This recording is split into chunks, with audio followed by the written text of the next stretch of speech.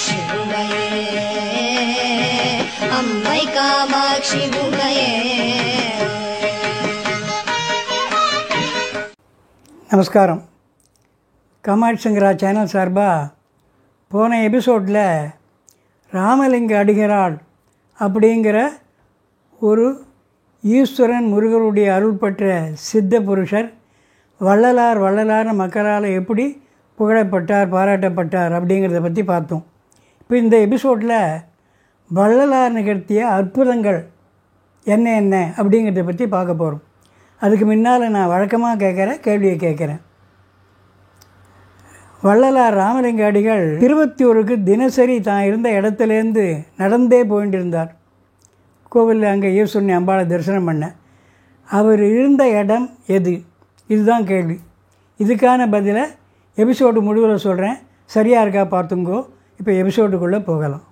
வள்ளலாருடைய புகழ் இன்னும் கொஞ்சம் மக்கள் மத்தியில் பரவ ஆரம்பிச்சிது. அப்போது வேட்டவலம் அப்படின்னு ஒரு ஊர். அந்த வேட்டவலத்தினுடைய ஜமீன்தார் கிருஷ்ணவானாதிராயர்னு பேர். அவருக்கு 2 மனைவிகள். ஒரு மனைவி நோய்வாய்ப்பட்டு குணமே ஆகலை. அவர் ஜமீன்தாராக இருக்கிறதுனால எத்தனை வைத்தியங்களோ பார்த்தார், எவ்வளோ விதமான வைத்தியங்களே நோய் குணமே ஆகலை. அந்த அம்மா படுத்த படுக்கையாக இருக்கா. இன்னொரு மனைவி பேய் பிடிச்சி ஆடுறது, பேய் பிடிச்சி ஆட்டி வளர்க்கிறது. அவரால் எவ்வளவோ பேய் ஓட்டுறவெல்லாம் கூட்டின்னு வந்து பார்த்தார், குணமாகலை. வள்ளலாரை பற்றி கேள்விப்பட்ட அவர் வள்ளலார்கிட்ட வந்தார்.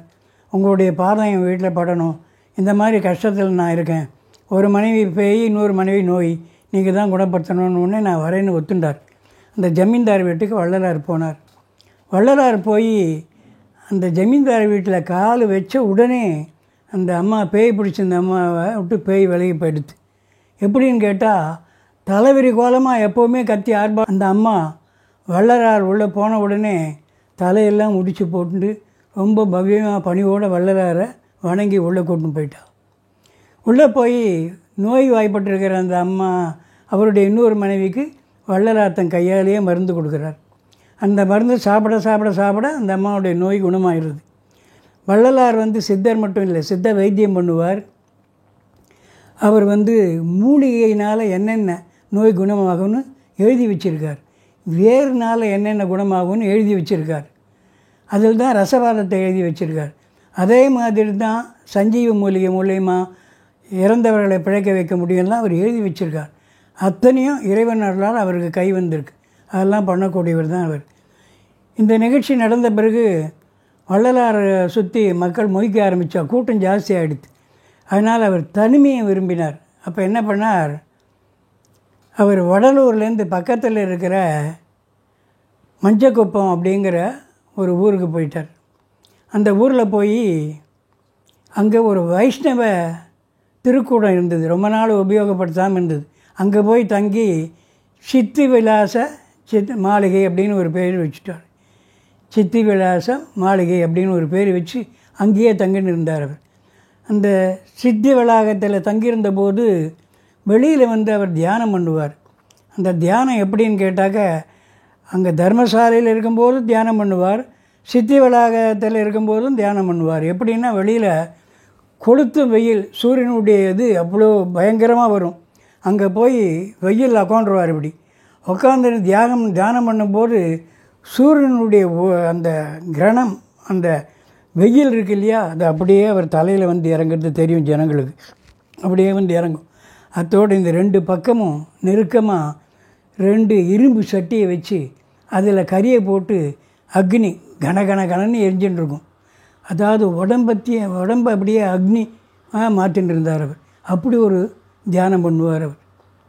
இதை விட அவர் பண்ண ஒரு பெரிய ஒரு தியானம்தான் மக்கள் மத்தியில் அவரை பற்றி ஒரு பெரிய சித்தர் அப்படிங்கிறத கொண்டு போய் சேர்த்தது, ரொம்ப ஆச்சரியப்படுத்தது. அந்த அதிசயம் என்னென்னா, அவர் என்ன பண்ணார், ஒரு நாளைக்கு கிளம்பி வெளியில் போயிட்டார். போய் ரொம்ப நேரம் ஆச்சு, திரும்பி வரவே இல்லை. அதனால் தர்மசாலையில் இருக்கிறவெல்லாம் தேடுறா, வள்ளலாரை காணுமேன்னு தேடுறா. ரொம்ப நேரம் ஆச்சு, அவர் எங்கே இருக்காருன்னே தெரியல. சண்முகம் பிள்ளைன்னு ஒருத்தர், அவருடைய அடியார், அவருக்கு அவர் எங்கெங்கே போவார்னு தெரியும். அவர் போகிற இடம்லாம் ஒவ்வொன்றா பார்த்துட்டே போனார். அப்படி பார்த்துட்டே போய் ஒரு இடத்துல போய் வள்ளலார் இருக்கிற கோலத்தை பார்த்த உடனே அப்படியே கத்தி பயங்கி மயங்கி விழுந்துட்டார். ஒரு கத்திட்டு பயந்து மயங்கி விழுந்துட்டார். காரணம் என்னென்னா, அவர் பார்த்த இடத்துல வள்ளலார் கை வேற கால் வேற உடல் வேற இருக்கார். இவர் மயங்கி வந்த சத்தம் கேட்ட உடனே வள்ளலாருடைய உடம்பெல்லாம் டக்குன்னு ஒன்று சேர்ந்துடுது. இது பெரிய சித்தர்கள்லாம் பண்ணக்கூடிய விஷயம். அது உடம்பு ஒன்று சேர்ந்த உடனே வள்ளலார் ஏந்து வந்து இவர் சண்முகமொழியை பார்த்து அவர் மயக்கத்தை தெளித்து அவரை இனிமேல் இந்த மாதிரி இடத்துக்கெல்லாம் நீங்கள் வரக்கூடாது அப்படின்னு சொல்லிவிட்டு ஆக்ஷன் போயிட்டார். இந்த சம்பவம் நடந்த உடனே வள்ளலாருடைய புகழ் பெரிய அளவு மக்கள் மத்தியில் பரவ ஆரம்பிச்சு. இவர் ஒரு பெரிய சித்தர் அப்படிங்கிறத மக்கள் ஏற்றுண்டா. சித்தி வளாகத்துக்கு முன்னால் ஒரு நீரோடை ஒன்று இருக்குது. அந்த நீரோடையில் ஜலம் ஓடும். அந்த ஜலத்தில் தான் பக்தரெல்லாம் வந்து குளிச்சுட்டு வருவாள்.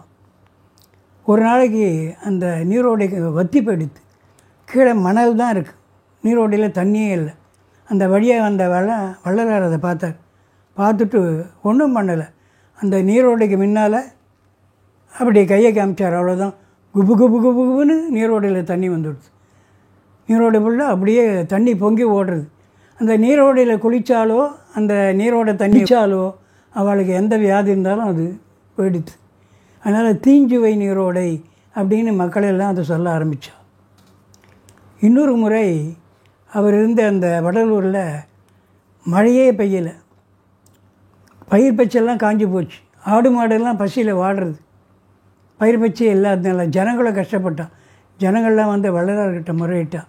இந்த மாதிரி மழை இல்லாமல் அவதிப்படுறமே, பயிர் பச்செல்லாம் வாடி போயிடுது, ஆடு மாடெல்லாம் பசியில் அவதிப்படுறதுன்னு உடனே வாடிய பயிரை கண்ட போடெல்லாம் வாடினேன் அப்படின்னு சொன்ன வள்ளலார் என்ன பண்ணார், எங்கேருந்தானே கொஞ்சம் ஜலம் கொண்டு வந்து என் மேலே கொட்டுங்கன்னார். கொஞ்சம் ஜலத்தை கொண்டு வந்து அவர் மேலே கொட்டினாலும் இல்லையோ அவர் அங்கேயே தியானம் பண்ணார். கொஞ்சம் நேரத்திலே அப்படியே கிடு கிடு கிடு கிடுன்னு கருமேகம் சூழ்ந்து சட சட சடதானே மழை கொட்டி குளங்குட்டை எல்லாம் ரொம்பி தண்ணீர் பஞ்சமே தீர்ந்து போச்சு. இதை கேள்விப்பட்டு பக்கத்து ஊரை சேர்ந்த கிராமத்தை சேர்ந்த ஜனங்க அங்கேயும் தண்ணீர் பஞ்சம். அவள் வந்து என்ன பண்ணா, வள்ளலாரை தன்னுடைய ஊருக்கு கூப்பிட்டா, நீங்கள் வரவங்க உங்கள் காலடி படணும், நாங்களும் இந்த மாதிரி பஞ்சத்தை அவதிப்படுறோம், தண்ணி இல்லாமல் நீங்கள் வந்து மழை பெய்ய வைக்கணும். அந்த காலத்தில் ரிஷ்யசிங்கர்ன்ற மகானை மழை பெய்யலைன்னா வர வைப்பா, அங்கே மழை பெய்யும். அந்த மாதிரி வள்ளலாரை கூட்டின்னு போனார். அவர் சரின்னு போனார். அந்த கிராமத்துக்கு போயிட்டு எங்கேருந்தானே கொஞ்சம் குடங்களில் ஜலம் கொண்டு வந்து என் தலையில் கொட்டுங்கன்னார். அந்த மாதிரி போய் எங்கேருந்தோ ஜலத்தை கொண்டு வந்து குடங்குடமாக அவர் தலையில் கொட்டும்போது அவர் தியானம் பண்ண அதே மாதிரி கருமேகம் சூழ்ந்து அங்கேயும் மழை கொட்டுவோன்னு கொட்டித்து. இதெல்லாம் வள்ளலார் செய்த அற்புதங்கள். இது மட்டும் இல்லை, ஒரு பெரிய பணக்காரர். அவருக்கு பணத்து ஆசை இருந்தால் பரவாயில்ல, பேராசை. இன்னும் பணம் வேணும்னு ஆசைப்படுறது சில பேருடைய குணம் இல்லையா. ஆனால் அவருக்கு இந்த ரசபாதத்தில் ஈடுபாடு. எப்படியான ரசபாதம்னா, செப்பு பித்தளை இருக்கு இல்லையா, அதை வந்து சித்தர்கள்லாம் தங்கமாக மாற்றிடுவா. அதை எப்படியான தங்கமாக மாற்றணும்னா நம்ம வீட்டில் கட்டியாக தங்கம் வச்சுக்கணும் அப்படின்னு ஒரு பேராசை அவருக்கு. அதனால் என்ன பண்ணார், யார் இந்த மாதிரி எனக்கு ரசவாதம் தெரியும்னு சொல்கிறாங்களோ அவங்களெல்லாம் கூப்பிட்டு அவங்க கேட்குற பணத்தெல்லாம் கொடுத்து பண்ணி பார்த்தார். எதுவுமே பள்ளிகளே. கடைசியில் பணம்லாம் போய் ஏழை ஆகிட்டார் அவர். ஒரு நாள் அவர் வள்ளலாரை பார்க்குறார். பார்த்த உடனே ஓடி வந்து அவர் காலில் வந்து சொல்கிறார், இந்த மாதிரி நான் வந்து ரொம்ப ஏழை ஆகிட்டேன், எனக்கு வந்து அப்போ கூட அவர் வந்து நான் நல்ல நிலைமைக்கு வர அருள் பண்ணுங்கலாம் கேட்குற குணம் வரல. நான் வந்து ரசவாதம் கற்றுக்கணும், செப்பு பித்தளையே தங்கமாக ஆக்கணும், அதுக்கு நீங்கள் வந்து எனக்கு சொல்லிக் கொடுக்கணும் அப்படின்னு ஒன்று சிரிச்சுட்டார் வள்ளலார். சரி, ஒரு கண்ணாடி டம்ளரில் தண்ணி கொண்டு வாங்கினார். அதே மாதிரி ஒரு கண்ணாடி டம்ளரில் தண்ணியை கொண்டு வந்து வச்சார். வள்ளலார் என்ன பண்ணார், கீழேருந்து மணலை எடுத்து இந்த தண்ணியில் போட்டார் கண்ணாடி டம்ளரில். அது கீழே போன உடனே எல்லாமே பொண்ணாக மாறிடுது. பல பொண்ணாக எடுத்து, மணல்லாம் பொண்ணாக எடுத்து. அதை பார்த்த உடனே அந்த இவருக்கு ரொம்ப சந்தோஷம். பணக்காரர், அடாடா இவ்வளோ சுலபமாக இருக்கே, எனக்கு கற்றுக் கொடுத்துருணும், நான் கற்றுக்கிறேன்னா. வள்ளலார் ஒரே வார்த்தை தான் சொன்னார், இது ரொம்ப சுலபமானது தான், ஆனால் யாருக்கு பொன் மேலே ஆசை இல்லையோ அவங்களுக்கு தான் இது வரும் அப்படின்னு சொல்லிட்டு கிளம்பி போயிட்டார். அப்படி சில அற்புதங்களை பண்ணவர் அவர்.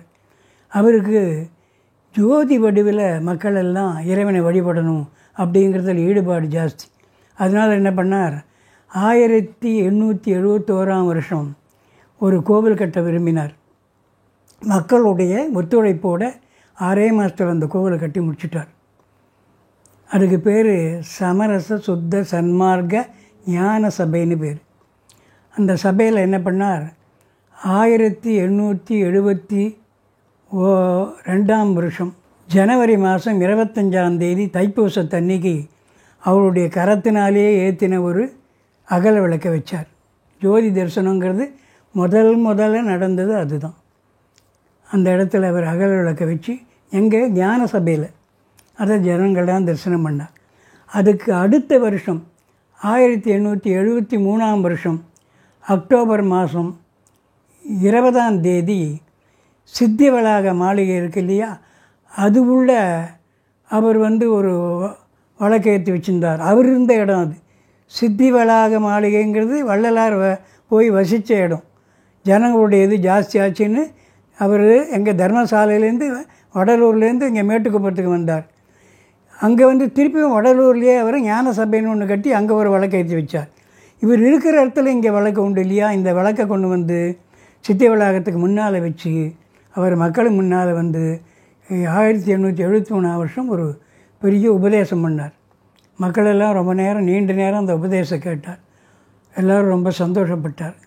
ஒளி மூலியமாக நீங்கள் வழிபடணும், இறைவன் ஒளி ரூபத்தில் இருக்கார், அவர் நீங்கள்லாம் வழிபடணும்னு சொன்னார். அவருடைய திருவண்ணாமலை லட்சதீபம் இருக்கு இல்லையா, அந்த திருவண்ணாமலை கார்த்திகை தீபத்தை அன்னைக்கு அவர் இந்த இதை கொண்டு வச்சார், வழக்கை கொண்டு வெளியில் வச்சார். அப்போ தான் அந்த உபதேசம் பண்ணார். அதுக்கு அடுத்த வருஷம் இதெல்லாம் ஒவ்வொரு வருஷத்துக்குள்ளேயே நடந்தது. 71 கோவில் கட்டணும்னு விரும்பினார், 6 மாதத்தில் கட்டிட்டார். 72 அங்கே ஜனவரி மாதம் 25 அவர் தைப்பூசத்தன்னைக்கு வழக்கு ஏற்றி வச்சார். அதுக்கடுத்தது சித்தி வளாக மாளிகையில் வாசலில் உபன்யாசம் பண்ணார். அதுக்கு பிறகு வழக்கை கொண்டு வெளியில் வச்சார். இது அன்றைக்கி கார்த்திகை தீபத்தன்னைக்கு சித்தி வளாகத்தில். அதுக்கு பிறகு மக்களுக்கெல்லாம் 1874 தை மாதம் 19 புனர்வசு பூச நட்சத்திரம் ஒன்று செய்கிற அந்த நாள் அன்னைக்கு மக்கள் முன்னால் ஒரு பெரிய உபதேசம் பண்ணார். அந்த உபன்யாசத்தை முடிச்சுட்டு நடுநிசி 12 மணிக்கு சித்தி வளாகத்து உள்ள அவர் இருந்த ஒரு அறை இருக்குது, அந்த அறை உள்ள அவர் போனார். போகும்போது அவருடைய சீடர்கள் அடியார்கள் 2 பேர், கல்பட்டு ஐயான்னு ஒருத்தர், வேலாயுதன் ஒருத்தர், 2 பேரையும் சொல்லி கதவை சாத்தி தாப்பால் போட்டு பூட்டிடுங்கன்னு சொன்னார்.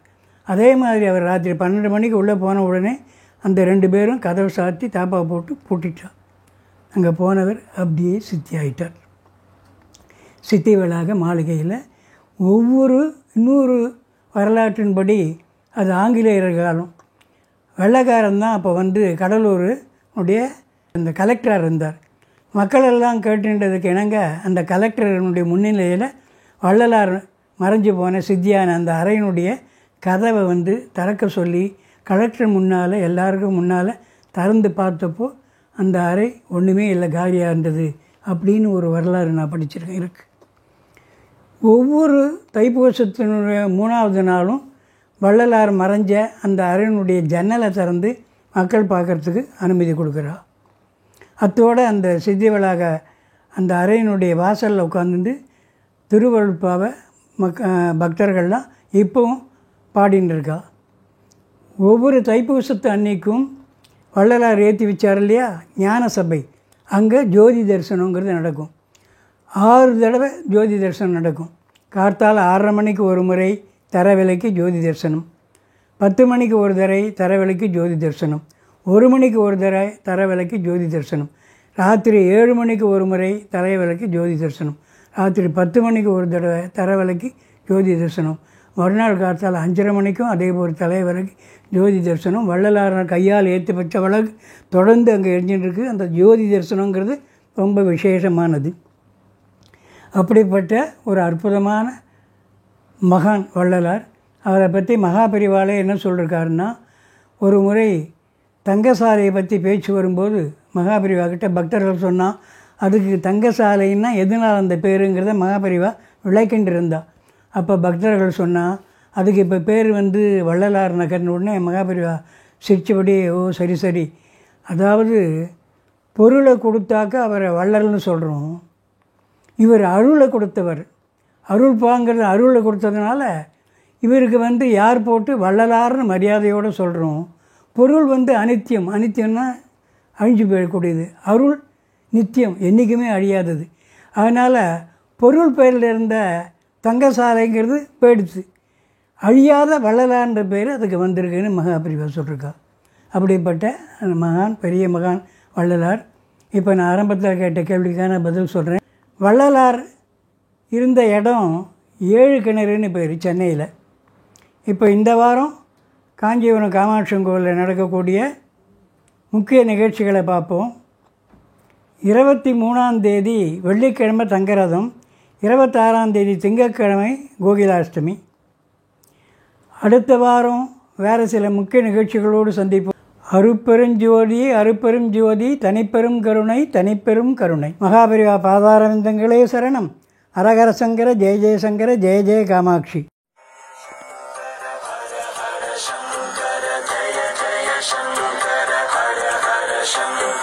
Jaya Jaya